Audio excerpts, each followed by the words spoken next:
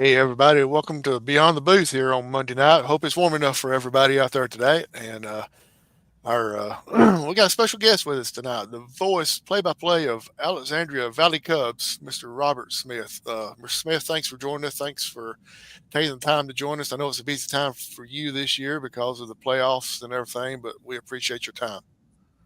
Yeah, glad to be with you guys this evening. It's I've heard your voice for many years and everything, and finally getting put a face with a voice. And I want to say it's a lot better than when I put Phil's face and his voice together. I can promise you that. Yeah. Well, I tell people I have a face for radio, so I don't know about this big stuff. That's why we do this podcast here. We got faces for radio as well, so that way Yeah, if people don't want to watch us, they can always listen to us. right. So we was kind of talking before we went live and everything. It's going to be your first trip up to Rainsville to do the Plainview game, Plainview Alexandria game, come Friday night. Are you looking forward to it? Absolutely. It's always an honor to get to compete in the playoffs, and especially get past that first round and move on. And I broadcasted from a lot of places around the state over the years, but this will be my first trip to Plainview, and so kind of looking forward to. They have a good team. They're 11-0. Alexandria's 10-1. Alexandria's only loss was by 2 points to Anniston back in September, and so it's something I'm looking forward to. Have you ever just took the time to sit down and count up all the different locations you've broadcasted from? I have not, but I know it's a bunch. When I start thinking, you start driving around and going somewhere, and well, I broadcasted here, I broadcasted there, and whatever. I've never stopped, and I would have a hard time guessing how many different places it's been, but it's been a lot of them. Yeah, I can Yeah, imagine. So, Robert, I understand that because back when when I left and went to scoreboard, all the places I'd been, crazy places like been to Danville before, been to Trinity and West Morgan before. It's amazing how that kind of starts. You start plugging in all that into your map of the places you've been, and you'll drive through. Yeah, I've been to there. Here, this goes right here, like Rogersville, over in over Lauderdale County in Rogersville, and places like that I've been to. So, it's kind of neat to think about. Yeah, it is.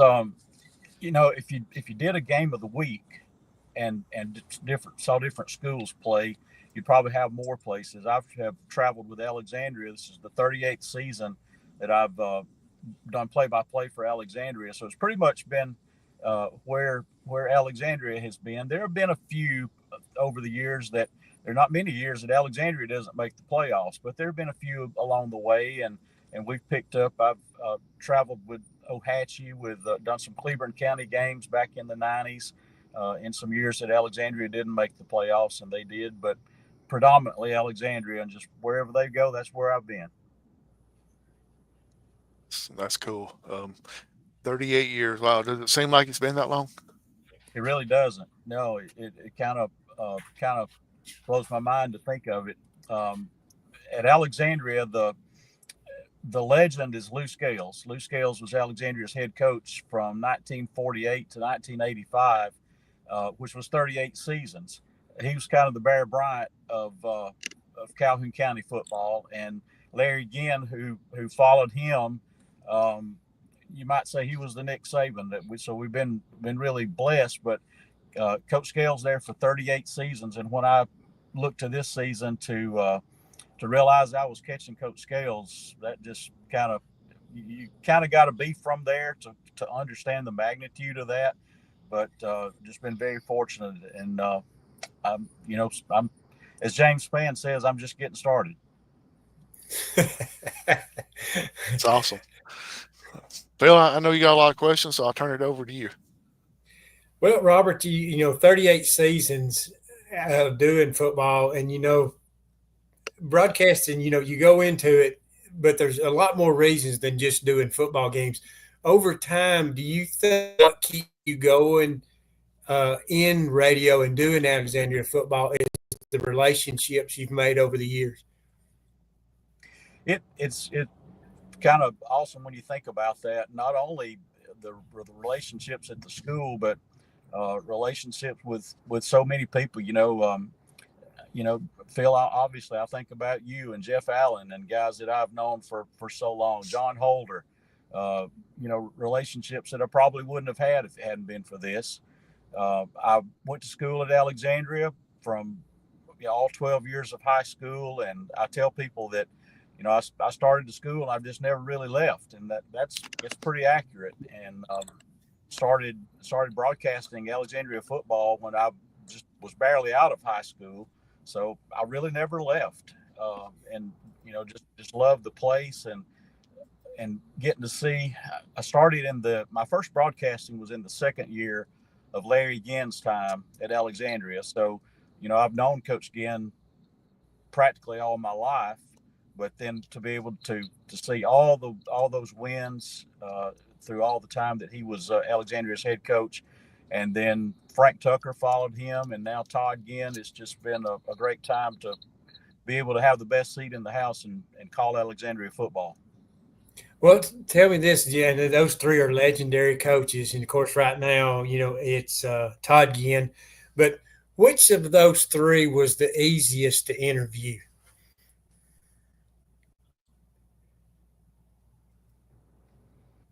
Todd Ginn.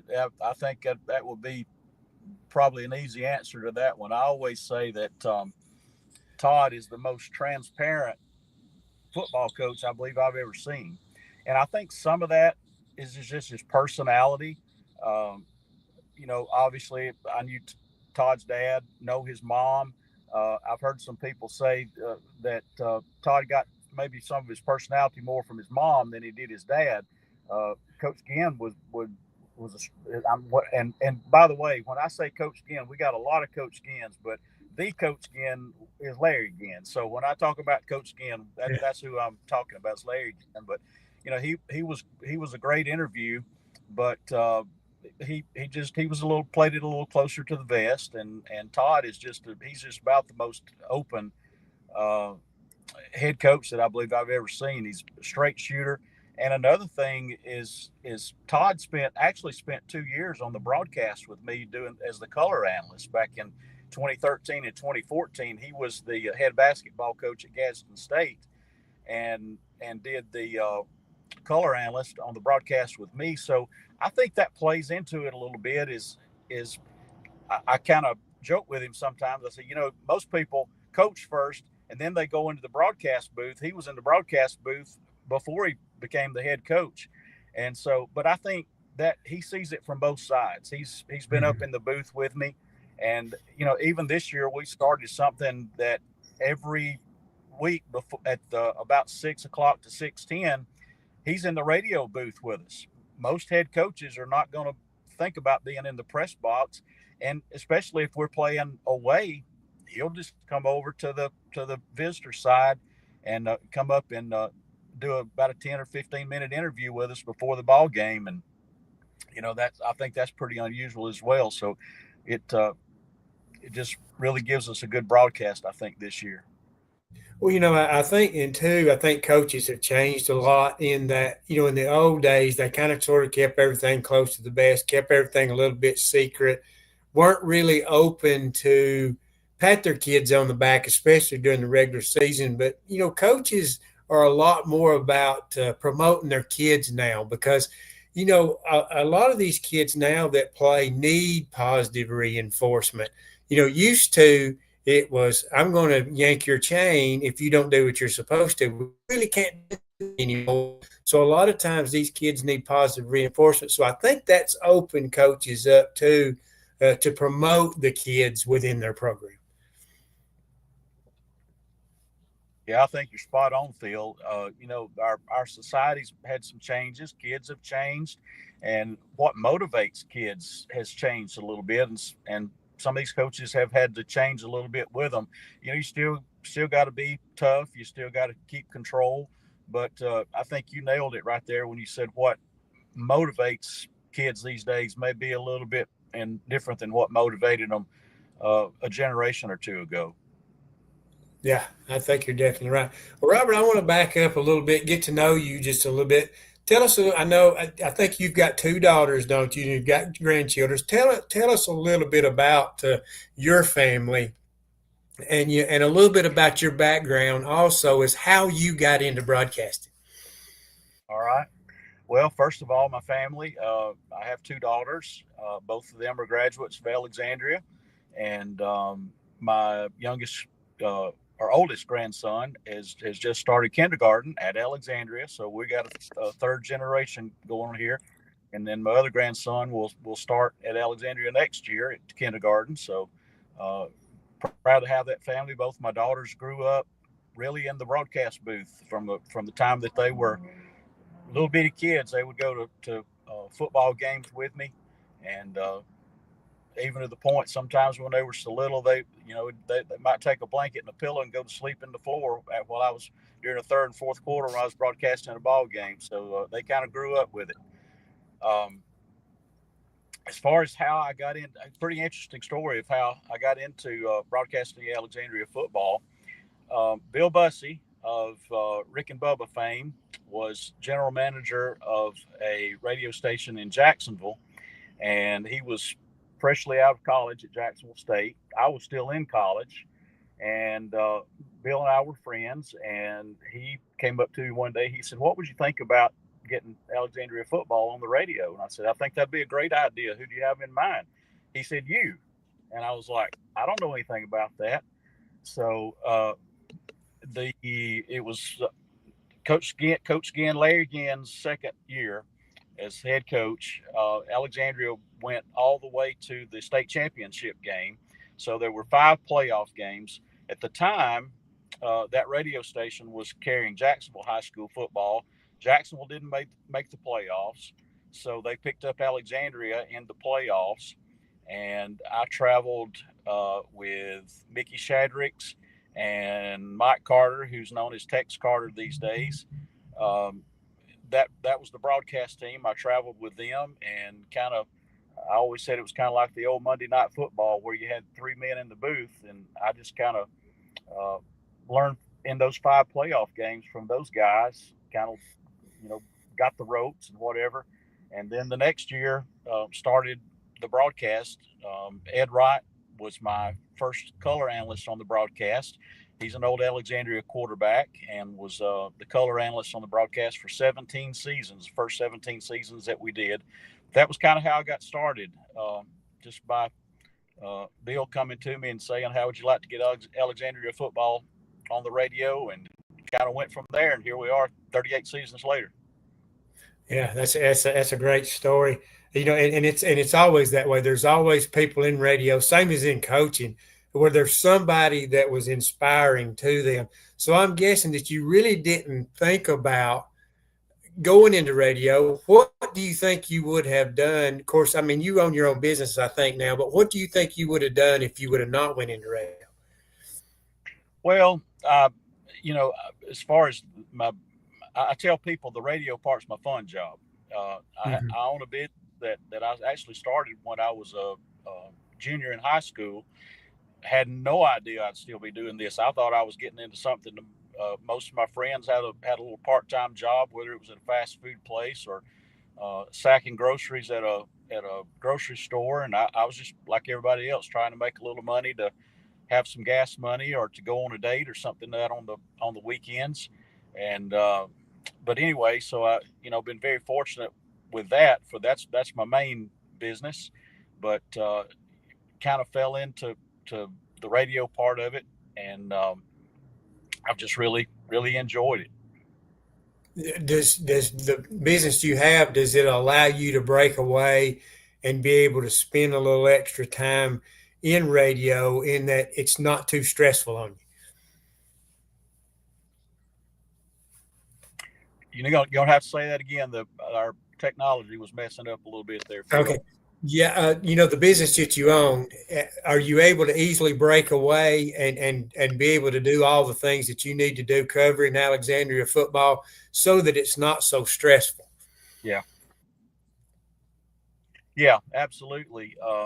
That's another way I've been fortunate is to never really worked for anybody else, and I'm very spoiled because I think once you able to kind of own a business and work for yourself, it's hard to work for anybody else. So and I've also been able to have a great staff that takes care of things when I'm not there. So yeah, especially when you get to playoff time and some of these trips, and Deshler comes to mind up in Tuscumbia, up in the northwest part of Alabama. Made a lot of trips up there, but you have those trips and especially for playoff games like that, you may need to leave at 1 or 2 o'clock in the afternoon on a Friday to get there and kind of get your bearings, get things set up, and get ready to go. And so I've been very fortunate to have a real job where I can have some freedom and then a really good staff that's been able to take care of things so that I can do my fun job. Well, tell me this, Robert, and I'll move on to something else. Who are some of the guys around you that helps you with your broadcast? Well, I mentioned Ed Wright a moment ago. Ed was the color analyst for the first 17 seasons, and then Steve Finley followed him and was, I believe he was on the broadcast for 8 seasons. Steve left the broadcast. His son, Chris Finley, got into coaching, and Chris became the head coach at Ohatchee. He's now an assistant and strength coach at Grapevine, Texas. That's some big boy high school football out there at Grapevine in Texas high school football. And then after Steve left, then Todd Ginn was the color analyst for 2 years. And then after Todd we kind of had a little tag team going with Doug Odell, who is now he's principal at Welborn Elementary School and in Anniston, and very involved in the Calhoun County Quarterback Club. And also Jordan Smith joined the broadcast. And then we've made a couple of changes really this year. Landry Roberts, who played for Larry Ginn back in around 2004, 2005 on some of Larry Ginn's last teams. Landry is come on as the color analyst, and Jordan Smith's still with the broadcast. Jordan has bumped his way down to the sidelines. I think he's really enjoying being on the sidelines and getting to experience that. And again, as I mentioned earlier, Todd Ginn, very friendly to our radio broadcast. And so Todd he do an interview with Jordan. He does he comes into the radio booth in the pregame, and then does a couple of interviews during the game. So with Jordan down there on the sideline. So I'm just really proud of the broadcast that we've had. All those guys that I mentioned have done a really good job over the years. And I think that the broadcast that we have right now is as good as any that we've ever had. Yeah, well, that sounds good. I mean, I enjoy listening to y'all on Friday nights. I kind of thumb through a lot, and a lot of times, I thumb through, and Alexandria's up big, so I don't listen quite as much. But of course, when you get those big games like Anniston and things like that, you kind of tune your ear in a little bit more to kind of try to find out, because I get a lot from you guys, and that y'all let me know kind of what's going on, and I can kind of share on the air kind of how a game was going when I got to the booth, because a lot of times it don't change. You can tell early in a ball game what both coaches are trying to do, what their game plan is, and then they'll kind of get away from it a little bit, but then they go back to it and make a few adjustments at halftime. So you can kind of get a feel for that. So it's enjoyable to listen to you guys. Well, Robert, over the years, I know you've got to see a lot of great players. Mac Campbell's one of them. The one I always remember is Cleat Forrest. I think he has the greatest name in high school football. If I was to put out a name of players that's played in Alabama, my kicker would be Cleat Forrest, because he has the greatest name. Tell me some of the great players you have seen over the years. Well, I get these questions, and you're always going to leave somebody out, because there's been so many. There's no way to name everybody that's been a great player over 38 seasons. But with that being said, Mac Campbell obviously comes to mind. I remember when it was the beginning of the 1993 season, we were playing at Jacksonville, started the season playing at Jacksonville.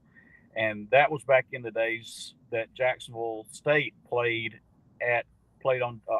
Jacksonville High School played on Jacksonville State's field at Paul Snow Stadium.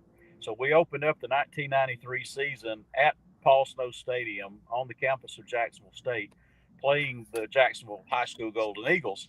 And I remember Coach Larry again giving us the starting lineup, and I looked down and we were starting an 8th grader. I'd never heard of this kid. Who's this Mac Campbell kid? He's an 8th grader. And I remember saying that either one or two things was happening. Either this kid was really special or we hit the bottom of the barrel, one of the two, to be starting an 8th grader in the first game of the season. Well, we all know what happened there. Mac Campbell, by the time he finished his final season in 1997, Alexandria had 2 state championships. Mac had set the state record for touchdowns in a career, which I'm going off the cuff here, but I think was 153 touchdowns. And then also set the state record for career rushing yards, over 9,800 career rushing yards before Mac left Alexandria. And you have to start with Mac Campbell. He was Mr. Football in Class 4A. Well, he was 4A Player of the Year, but he was Mr. Football for the entire state of Alabama in 1997. Then we have to throw Todd Ginn in there, who is now Alexandria's head coach. Todd is the winningest quarterback ever at Alexandria. Began starting some games toward the end of his freshman year, and then started his sophomore, junior, and senior years. That overlapped with all but 1 year of Mac Campbell. And with Todd Ginn at quarterback and Mac Campbell in the backfield, Alexandria won a state championship in 1995. Probably would have won another one in 1996, but we traveled out to Fayette County, and it's kind of interesting. That's who Alexandria just beat last Friday night in the playoffs, is Fayette County. But traveled there to Fayette back in 1996, and Mac Campbell had he was a little bit sick that night, but nobody had any idea how sick he was. He played in that ball game. Alexandria lost.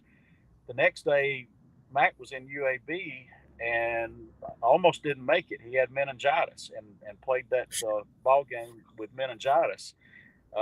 So that, that's one of those things, you kind of like the Colt McCoy deal, playing with Texas playing Alabama in the national championship. You can sit here and wonder how would it gone differently had Mac not been sick. But with Mac, with all that happening with Mac, it kind of made us realize that, football after all is still just a game. It's it gets mighty important to us sometimes, but then when something like that happens and you wind up in UAB and almost don't make it, then it makes you realize that football is just a game. But anyway, Mac came back for his senior season in 1997. Todd Ginn had graduated. Scott Ginn, who's Todd's brother, the middle son of Larry and Janet Ginn, he was the quarterback in 1997. Alexandria won another state championship. And then you fast forward a little bit.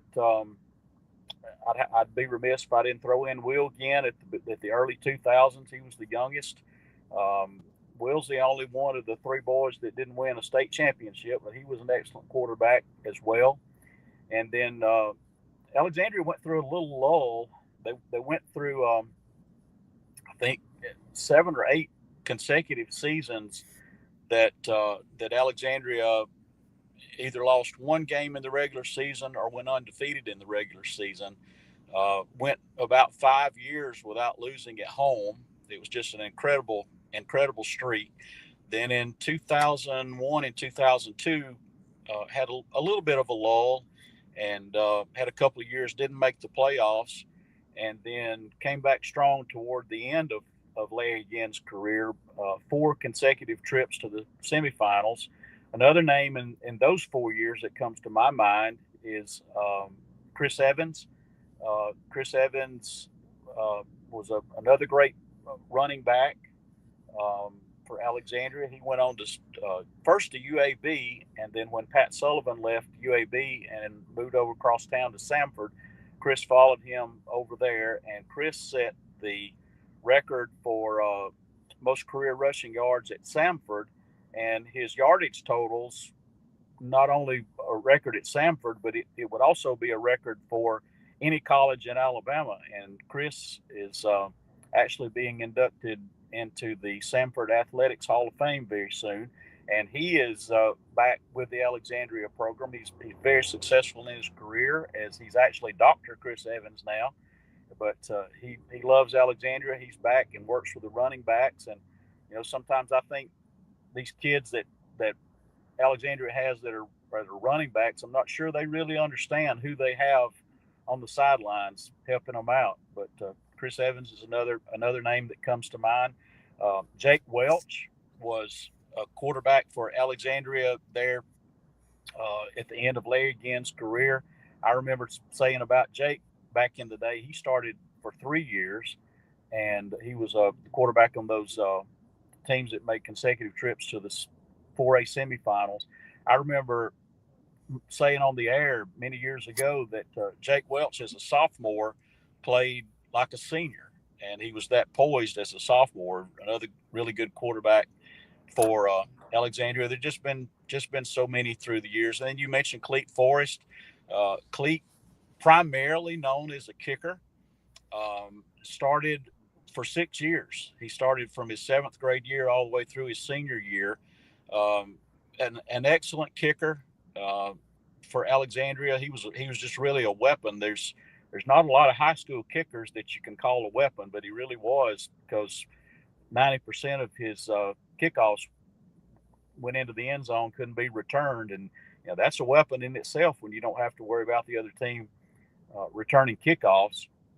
And then Cleat's at Jacksonville State now. That's just a few. That there have been so many along the way.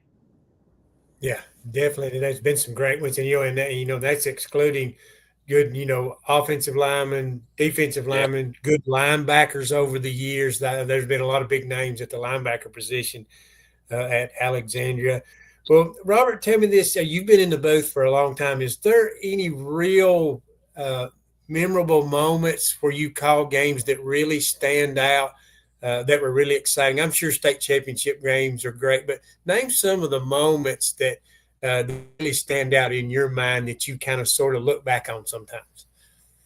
Well, there have been, I guess maybe the first one that comes to my mind really was my first year. Alexandria traveled up to Deschler, to Tuscumbia, and it would have been in the 4A semifinals, and beat Deschler 27-24 in overtime. That was at the very beginning of broadcasting, but it was really a great game that propelled Alexandria into the state championship game the next week against Elmore County. I remember Howard Snellenberger was there that night, and saw him coming through the crowd. And I mentioned earlier that first year I was just kind of learning the ropes, and the other two guys were doing the play-by-play and the color. And we saw Coach Snellenberger coming through the crowd down there. And so I jumped up, ran down into the crowd, and grabbed Coach Snellenberger, actually beat the Deschler radio station to him, and we had him as halftime guest. So that's a memorable thing for me. Fast forward to 1995, when Alexandria beat T.R. Miller 18-13 to win the state championship. That one comes to mind. That was, if it wasn't the last year, it was the next to the last year that before the Super 6, and which has become the Super 7. Back in those days, you still played the state championship games at home stadiums, and Alexandria was fortunate enough that it was played at Alexandria. It had rained all week, and the game's kind of called the Mud Bowl, because the whole field, there was very little grass. There was a lot of mud that night. T.R. Miller came in riding I think it was a 28-game winning streak, and Alexandria beat them that night 18-13. I can still remember T.R. Miller driving toward the end of the ball game. A touchdown, even without an extra point, would have given them the lead. And I can remember a great defensive play by Alexandria's Bubba Bright that stopped T.R. Miller on a 4th down and got the football back for Alexandria to win that state championship. I certainly remember that one. People ask me what is the best game that I ever called. I would have to say it was being 2006 at Gunnersville. And I'm pretty sure, Phil, I came by the radio station to see you guys after that. But we played Gunnersville up at Gunnersville, and this was in the regular season. And I've forgotten how many overtimes. I believe it was 4 overtimes. And Alexandria won 56-49 in about 4 overtimes up there at Gunnersville. And, you know, I try to I always say on our broadcast, people I don't want them to doubt that I'm for Alexandria, but I don't try to yell and scream and holler and all that kind of stuff. But that night you couldn't help it. And Alexandria, the time they won that ball game, and again, 105 points put on the board that night. And I didn't have much of a voice headed home. And a funny thing, that game ended up 56-49. Alexandria and Gunnersville played again in the semifinals at Alexandria. So first of all, Alexandria had gone to Gunnersville and beat them, put 56 points on the board. They played again in the semifinals. This time it was at Alexandria, and Gunnersville won that one 24-3. I always thought that was pretty interesting that the first time they played, Alexandria puts 56 points on the board, play again in the semifinals. Gunnersville holds them to 3 points.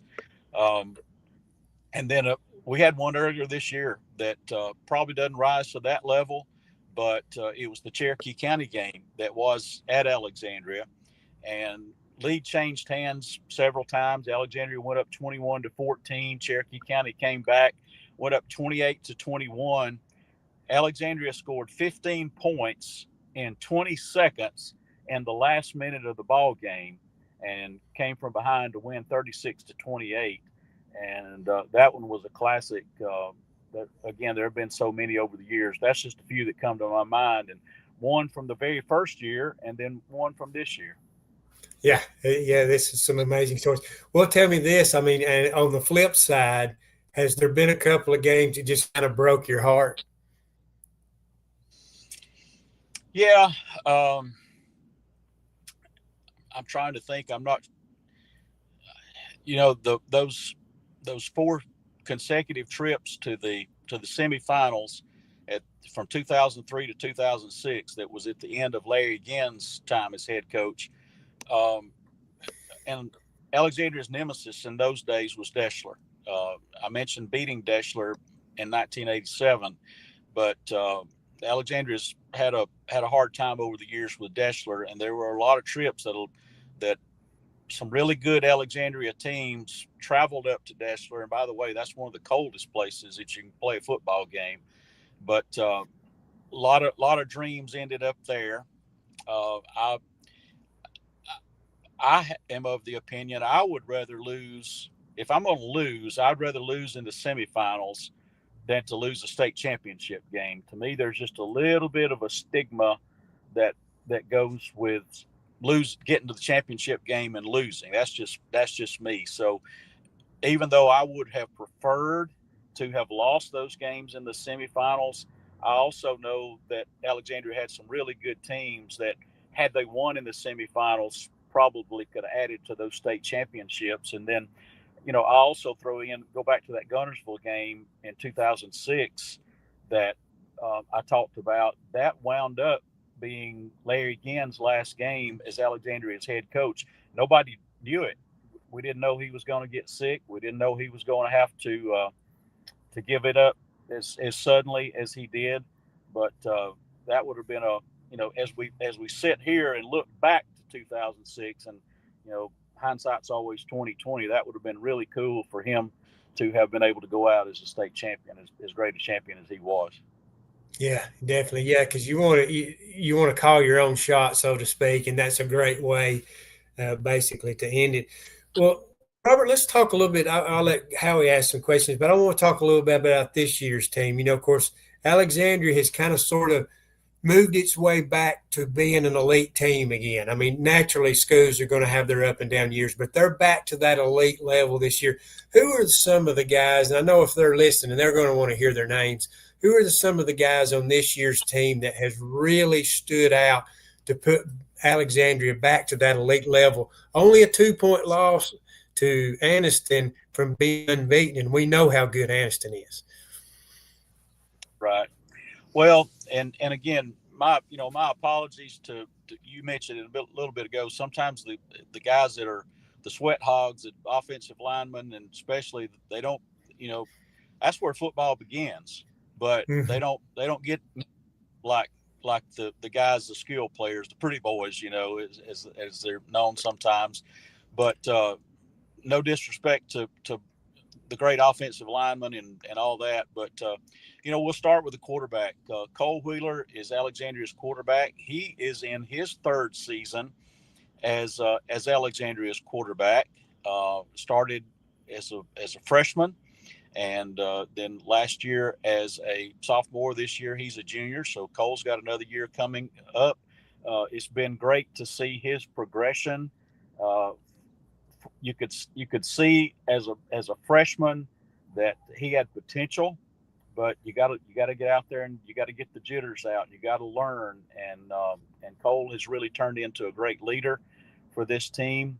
I talked to Coach Todd Ginn earlier in the season, and I said, both of us have been around a long time, and Todd's never known a day that he's not been around Alexandria football, and I guess really I don't either. And so we've seen a lot of orange and black football over the years. And I said, Todd, correct me if I'm wrong, but I said, does it not seem that this team has even more weapons than our state championship teams? And he agreed with me. That's not to take anything. I mean, those state championship teams won state championships. This team hadn't won anything, but we do have a lot of weapons. So when we go to some of those weapons, J.J. Beeson lines up in the backfield a lot. He's not a really big kid. He's got a lot of speed, plays with a lot of heart. Ryan Brown lines up at fullback. Alexandria, over the years, all the way back to the Larry Ginn years, always had a really good fullback.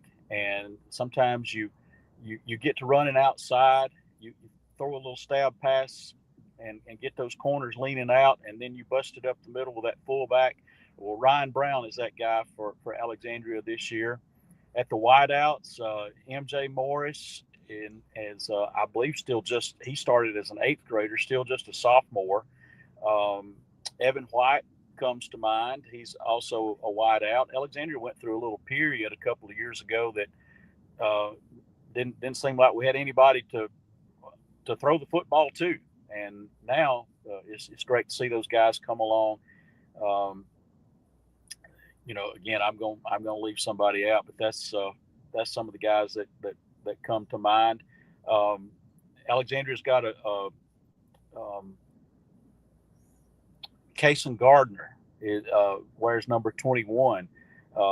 Kaysen has just a nose for if the other team is punting, or if they've got a third down in a situation where they're probably going to have to throw the football.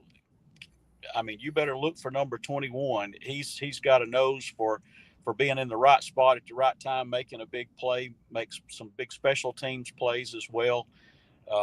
That's just, I mentioned that Alexandria has so many weapons this year, but those are just some of the guys that we call their names a lot. Robert, what is the identity of this football team? Are they very good on the defensive side of the ball? Do they depend mostly on offense? I guess what I'm asking is, if, say, I'm up here at Rainsville and I'm going to see them play, what are we going to see out of Alexandria? I would probably have to start with the defense for Alexandria that may be a little bit of a surprise, because when Alexandria's put up a lot of points this year, put up 47 against against Fayette County last Friday evening. But Alexandria has a really good defense, and that is I think I remember when Todd Ginn took over as head coach, he told me that, and I'll leave it. Well, I'm gonna finish that thought, but I want to go back to his dad a little bit. But Todd told me that he was, at least for his first year, and this was back in 2018, but he was going to focus on the defense.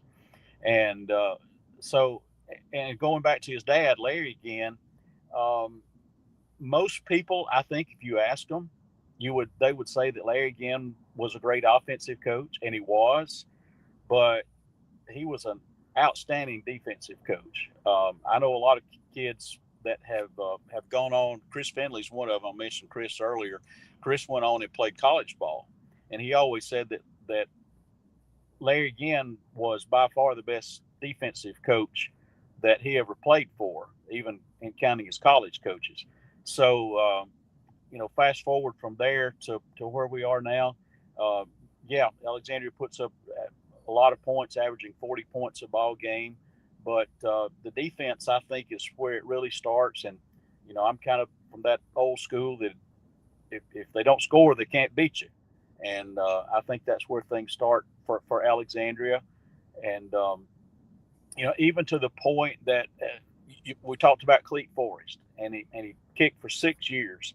And we were a little spoiled in what I talked about earlier about kickoffs, because 90% of them were going to the end zone for touchbacks. Alexandria doesn't have that this year. And so Coach Ginn's been kicking a probably close to 50% of the time going for onside kicks.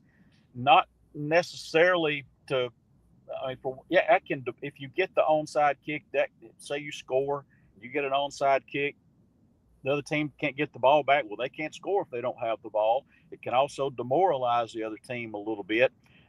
It's a little risky. I don't know exactly the stats, but Alexandria's recovered a lot of onside kicks this year. But so that part is a little bit risky. But Coach Ginn said, if we don't have anybody can kick it deep, even if we give the ball up on an onside kick, we may only be giving up about 10 yards, and I trust the defense.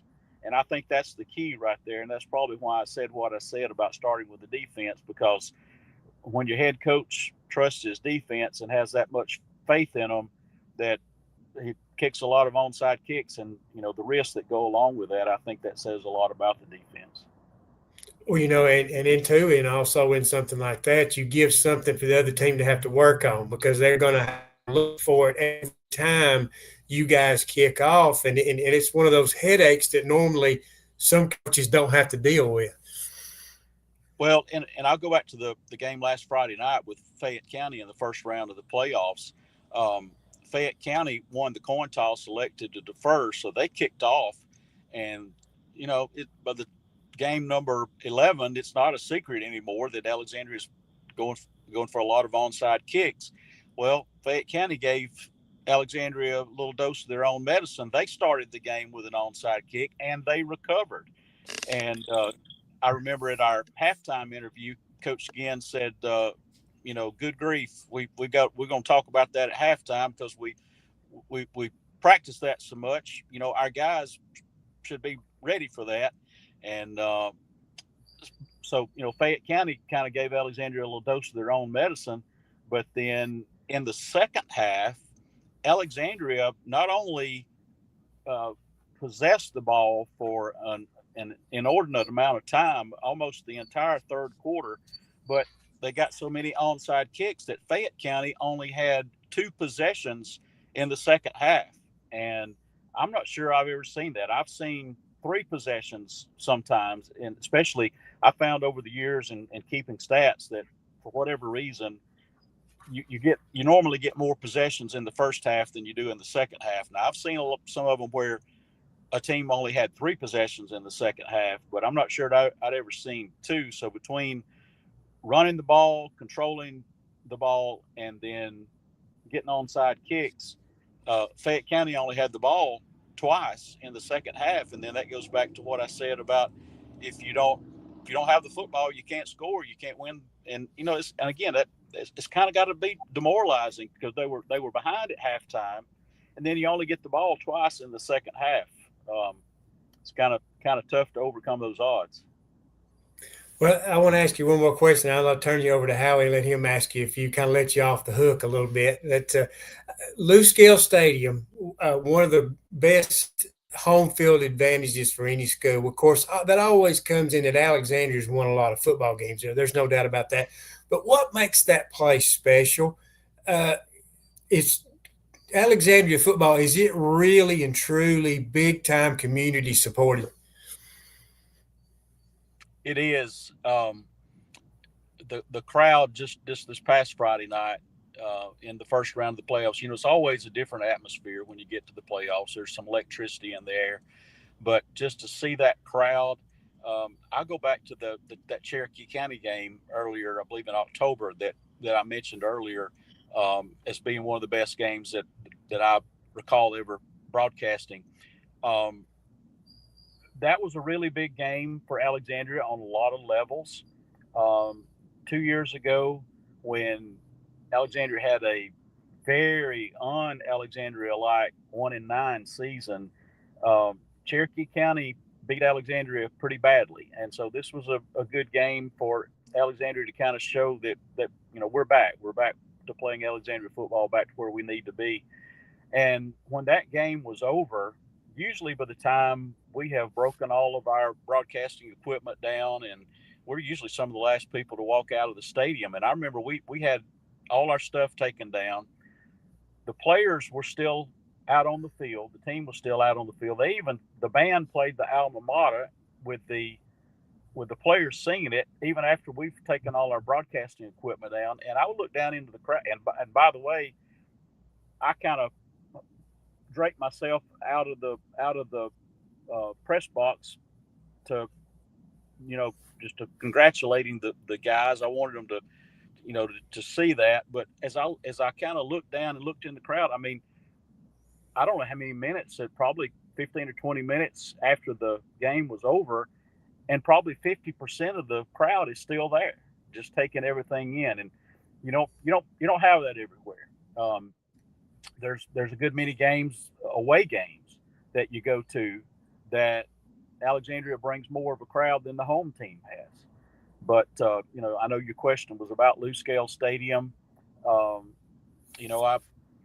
I knew Coach Scales, especially I graduated toward the end of his career, but Coach Scales was a really good friend to me.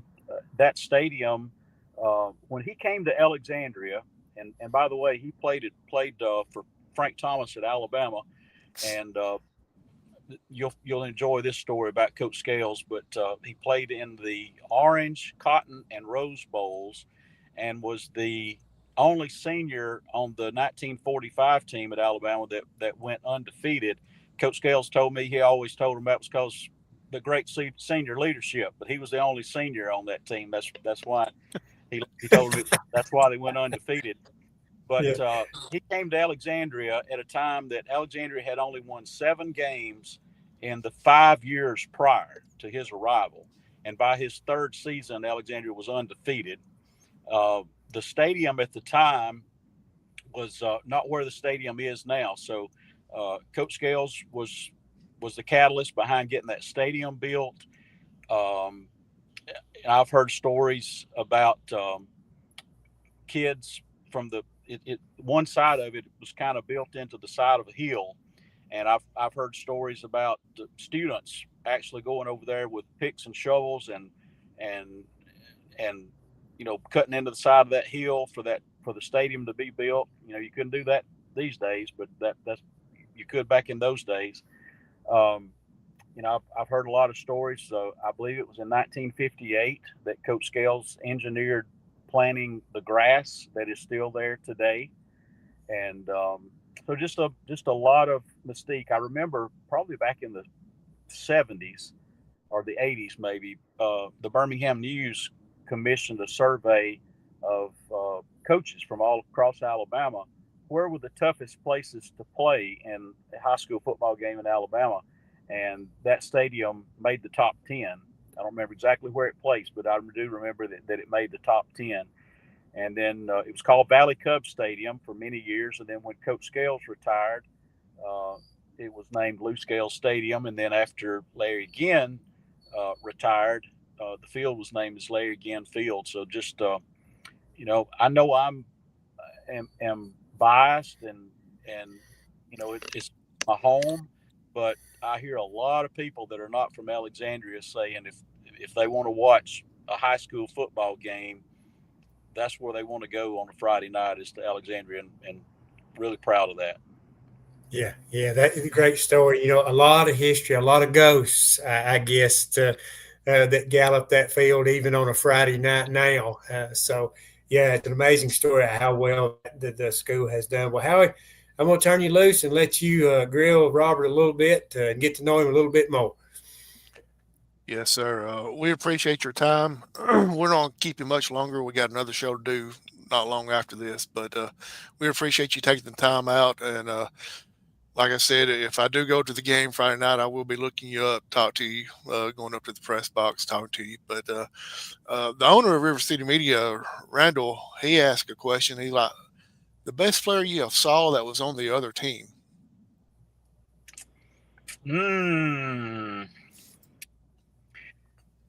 I remember broadcasting when Martin Houston played for Cherokee County, and he went on played for Alabama. I believe it runs together after a while. I don't remember if it's for Bill Curry or for Gene Stallings.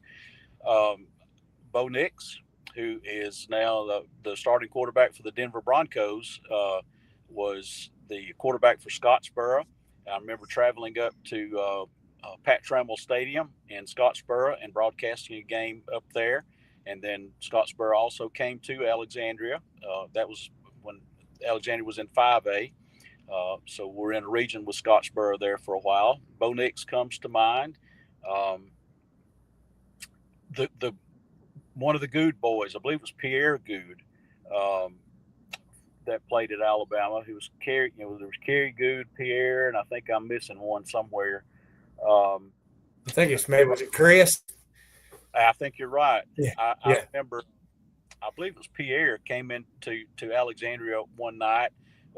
They played for Hazelwood, and there were some days back when, especially in the 90s, when Alexandria was really winning, that Coach Larry again had some trouble. They had the region games, but had some trouble scheduling other games because people didn't want to play Alexandria. Hazelwood was only 2A at the time, but they were Hazelwood. You guys will remember how great they were back in the day. They came into Alexandria, and I don't remember the exact score, but Alexandria was ahead. I believe it was 14-0, 14-6, or something like that at halftime. And Kerry Good, I don't remember if it was Kerry. It was one of the Good boys, Kerry or Pierre, one of the two. Absolutely took over the game in the second half, and Hazelwood wound up beating Alexandria that night 44-14 after trailing at halftime. So they kind of made a statement in the second half and showed who was the boss. There have been a lot of them. Those are some of them that come to mind. Right. Phil asked you about some of the games that you remember and all that. Is there one particular play that sticks out in your mind that you'll say, oh, man, I'll always remember this one play? It's tough to take 38 seasons and get it down to one play. But if I had to take it down to one play without giving it a ton of thought, I think I've already mentioned it, and that would have been the T.R. Miller State Championship game back in 1995, when, again, T.R. Miller rides in. They've got a 28-game winning streak, seem kind of invincible, make the trip up to Lou Scales Stadium, and just in a driving rain. I've heard a lot of those kids that played in, the kids that played in that ball game are in their 40s now, but I've heard a lot of them talk about never being as cold as they were that night. It was an early December night, and just sheets of rain and playing in the mud, and you're up by 5 points. You got a team that knows how to win with a 28-game winning streak. They're driving for the winning touchdown, and they go for it on 4th and about 2 and run it right up the middle, and Alexandria smacks them in the mouth and gets the football back and goes on to win the football game in the last few seconds. That play right there would probably be the one that comes to my mind first. Well, that's pretty good after 38 years being able to call that one. I don't want to jinx you, but after 38 years, have you ever missed a game? I've missed a few along the way, not many. There's been one or two where might have had a death in the family or a family member in the hospital in Birmingham or something like that, but very few over the years. I want to put you on the spot and ask you which press box is the worst one you ever had to work on, but I'm not going to do that. I could give you some answers, but I'd probably get in trouble. Absolutely. That's why I'm not going to ask, but me and Phil's done a few ball games together at different places, and not necessarily that they were bad. It was just all of a sudden they don't have room for you because you're with the visiting team. Yeah, and I think that is probably is at the top of my list of things that kind of bother me about broadcasting, because when people come to Alexandria's place, I'd be hard pressed to think of a time that we didn't have room for them, unless you get to a situation where there's 2 or 3. You get into the playoffs, you may have the visiting radio station, you may have somebody doing a game of the week, you may have a TV game, that kind of thing. When you get to that, there's not room. But if it's just for the visiting team radio, Alexandria's always got a place for it. And we don't always get treated like that. And actually, the years that we were in 5A, I think it was worse than in 4A. And I think what has caused that is that, and it's been the proliferation of streaming, kind of what what we're doing here tonight that used to didn't exist. And you've got there's some places where one radio station, and you don't even need a radio station anymore, but one radio station may have one signal going out over the air, but they may be streaming 4 or 5 games. And so there's a lot of schools out there that maybe used to not have anybody covering them on a regular basis that have somebody. And I think that was more prevalent in 5A than in 4A. So I guess this is Alexandria's second year back down to 4A after about 10 years in 5A. And there's several reasons I'm glad to be back to 4A. And that's one of them. I just kind of feel like maybe you get treated a little bit better when you go to the visiting school. Right. I understand that. And Randy does, he's the owner of RiverCity-Media, and he does a lot of Hickson ball games up in Tennessee, but he says bleachers equals visitor booth. Well, that's true. I mean, I have broadcasted from the top of a gym down at Tarrant one night. That was a December 2nd or 3rd round playoff game. And seriously, we were on top. We were not in the stands. We were not on top of the press box. We were on top of the gym. It was one of those nights very similar to today, that it was just, it's like 70 degrees one day and then down in the 20s and 30s the next day. And I remember being on top of that gym and there being a huge exhaust fan that actually it was one of those that it pulled air into the gym, but when you're on top of the gym, it's blowing out on you on top of the gym. They didn't design that thing with expecting people to be sitting on top of the gym in 25 degree weather in December. But I remember that fan blowing on us. I broadcasted from the back of a pickup truck, actually back 2 pickup trucks together. And that was at a stadium that will remain nameless, but they had plenty of room on the home side, but they put us on the visitor side and there was no power. So we brought a generator and back 2 pickup trucks, and that's where we broadcasted from the back of those trucks. A lot of games from the bleachers. It's just, that's what I tell people. If Alexandria's playing, I'm most likely going to be there. Right. So, but we appreciate your time. We gotta, you know this. We got a hard out. We got to get out at 6 for our next show. But we appreciate your time. Have safe travels coming up here to Rainsville Friday night, and something we always do for all of our guests is allow our guests to give shout outs before they get going. So if there's anybody you want to shout out or multiple people, right now is the time to do it. Well, I'm going to be a homer, and I'm going to say the entire Alexandria football team is they. I mentioned earlier 2 years ago, Alexandria went 1-9. It was the worst Alexandria season since 1948 or something like that. We're just not used to that, but to have come in 2 seasons and to be back at 10-1, where Alexandria needs to be, and headed in the second round of the playoffs. And I'll give a shout out to all these guys wearing orange and black this year. Sounds great. And we'd love to be able to have you back on at a later date sometime and pick your brain a little bit more, get more information from you, because somebody that's been around for 38 years, you've got a lot more stories that we'd love to hear. Oh, he got a phone call. He got a phone call or a text, I bet. Yeah, probably did. Yeah, because there's a lot of things, naturally, Howie, think about his faith and, and his involvement in the community. We didn't get to cover all that stuff and try to, if he does, he has to go. He got a lot of background noise. He's back with us. I can't hear you guys. Okay. You hear us now? You'll probably have to leave and come back in, but we need to go ahead and get off. We got the other show to do. So, Mr. Smith, we appreciate you joining us. Have safe travels. So for Robert Smith, the voice of Valley Cub, Alexandria, this is Phil Harris. I'm the Howie Chaney. Good night, everybody.